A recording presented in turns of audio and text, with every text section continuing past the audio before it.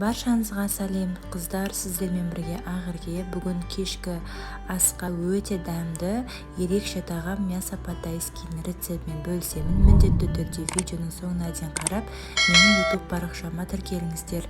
Ең алдымен етімізді алып, осылай ірі етіп, төрт бөлшектеп, жұқалау етіп кесіп аламыз. Етімізді кесіп болғаннан кейін ыдысымызға салып, үстінен 2 ас қасық соевый соусымызды қосып араластырамыз. Енді осыған тағы да 1 шай қасық кукурузный крахмал, яғни жүгері крахмалын қосып, тағы да араластырып, көкөністеріміздің барлығын турап кесіп болғанша бір шетке алып қоямыз. Енді көкөністерімізді тураймыз. Менде осындай тәтті бұрыш 2 түсінен алдым. Осының тек жартысын ғана қолдандым. Өйткені мен 3 адамға арнап жасап жатырмын. Егер көп істеймін десеңіздер, барлығын турасаңыздар болады. Осылай ортасындағын кесіп тазалап аламыз. 4 бөлшектеп немесе сәл сопақша етіп турасаңыздар болады. Қатты ірі етіп тураудың қажеті жоқ.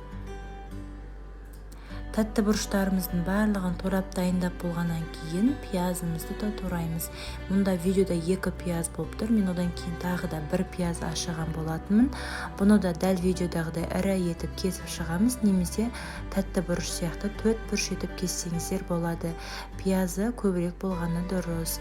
Енді қазір табамызға сары майымызды салып ерітеміз де, осының үстіне тазалап жуылған күрішімізді салып 5-6 минут бойы пісіріп аламыз да, үстіне су тұзымызды құйып қайнағаннан кейін астын жай қойып басып қойып қоямыз піскенше. Сары майға қуырсаңыздар күріштеріңіз шашылып әдемі болып езілмей піседі. Енді табамызға сұйық майымызды құйып етімізді қуырып аламыз. Етімізді жақсылап 5-6 минут қуырып болғаннан кейін үстіне 2 штук сарымсақ, одан кейін осындай туралған пиязымызды салып тағы да қуырамыз. Бетін жауып 10 минуттай қуырып аламыз. Одан кейін тәтті бұрышымызды саламыз. Тағы да 5-6 минут бойы қуырып болғаннан кейін видеода көрсетілмеді, осындай 2 қиярды жіңішке ұзынша етіп кесіп қосамыз. Бұны да қуырып аламыз. 10 минуттай қуырғаннан кейін тәтті бұрыштарыңыз сәл жұмсарғанша қуырасыздар және етіңіз толық піссін.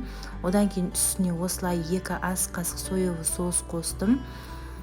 Соевый соустың тұзы болғандықтай тұзды онша көп қоспадым. Мінекей дайын болды.